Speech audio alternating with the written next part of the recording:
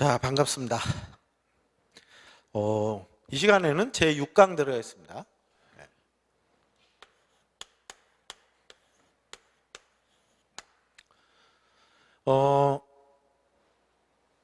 등기부 임대차 현황상의 권리입니다.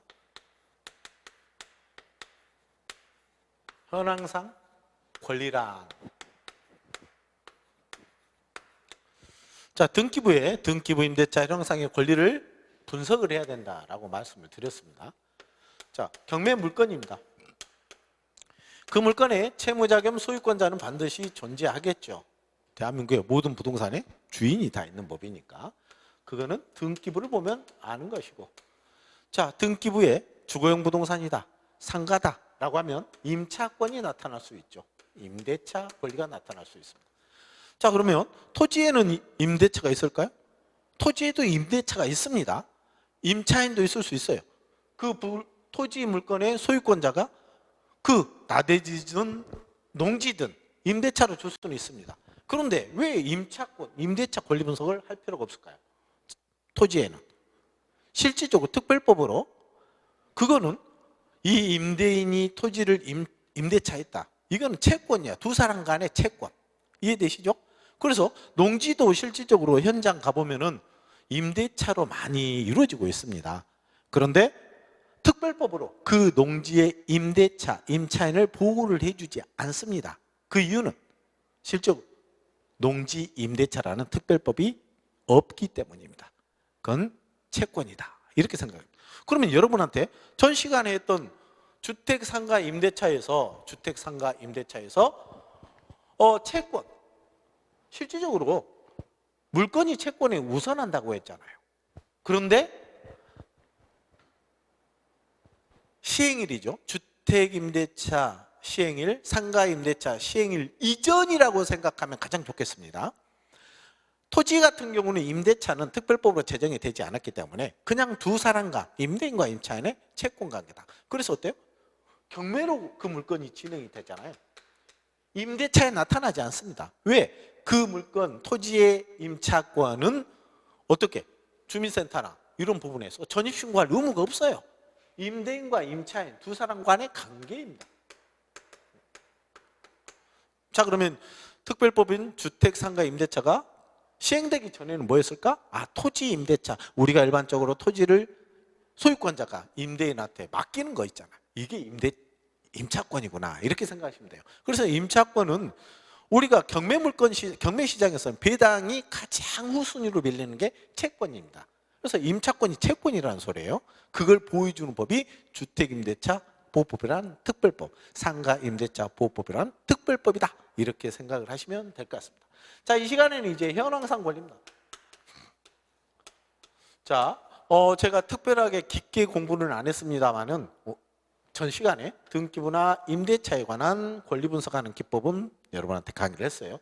이 시간에는 현황상의 권리입니다. 현황상의 권리인데 이건 무엇이냐라는 부분입니다. 등기부나 임대차에 나타나는 모든 권리가 바로 현황상의 권리다. 그러면 경매로 나가 있는 경매 절차상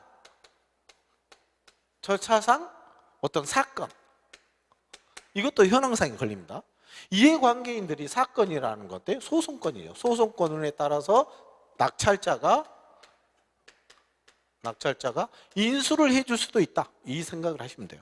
그래서 경매 절차상 사건도 현황상의 권리다. 두 번째, 등기부나 임대차에 나타나지 않는 어때요? 지상권이죠.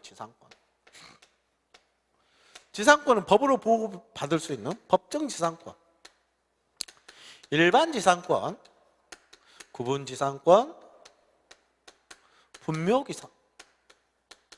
자, 기타 일반적인 지상권이 또 현황상의 권리가 될 수도 있다. 세 번째, 유치권이죠. 유치권. 신고된 유치권, 신고되지 않는 유치권, 둘 다 낙찰자가 인수를 해주는 권리다. 이게 현황상의 권리입니다. 자, 이 시간에는 여러분이 이러한 현황상에 인수되는 권리, 특수물건이라고 하죠. 특수물건. 제가 전 시간에 물건의 분류를 좀 해줬는데, 특수물건이란 인수되는 권리입니다. 인수되는 권리가 있는 게 바로 특수물건인데 현황상의 권리, 현장에 반드시 우리가 경매로 갔을 때 현장 탑사를 해야 되는 임장활동이라고 하죠. 이 임장을 해야 되는 이유가 무엇이냐라는 부분입니다. 그게 바로 현황상의 권리를 파악하기 위해서입니다. 여러분들 그냥 등기부 임대차에서 인수되는 권리가 없다라고 해서 낙찰받으면 잘못하면 어때요? 큰 오판에 빠진다라는 거죠. 이 현황상의 권리를 인수해야 되는 그런 상황이 발생할 수도 있다라는 겁니다. 그래서 여러분한테 실질적으로 이 시간에는 특수물건 수업이다 라고 생각하시면 돼요.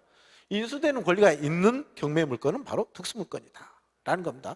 여기에 나오는 모든 권리는 아마 오프라인에서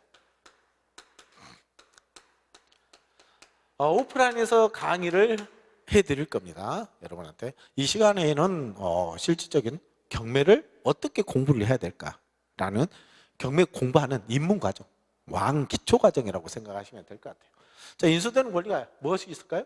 등기부상에 인수되는 권리, 선순위 가등기, 가처분 등기가 있겠죠. 이건 선순위입니다. 선순위가 인수되는 권리겠죠. 두 번째, 임대차에서 나타날 수도 있습니다. 선순위 임차권,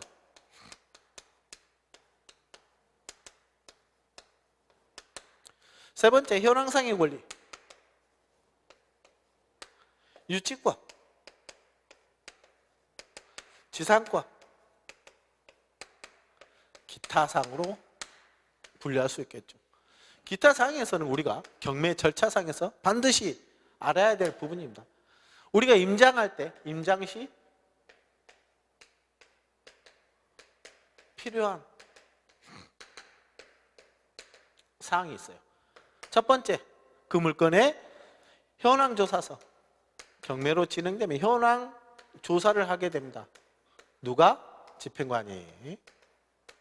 집행관이 현황 조사를 하는데 반드시 어떻게 해놨는가를 알아야 됩니다. 거기에서 실질적인 여러분이 어때요? 인수되는 권리, 절차상 인수되는 권리, 이 부분도 나타날 수 있습니다. 두 번째, 이 물건의 매각물건 명세서.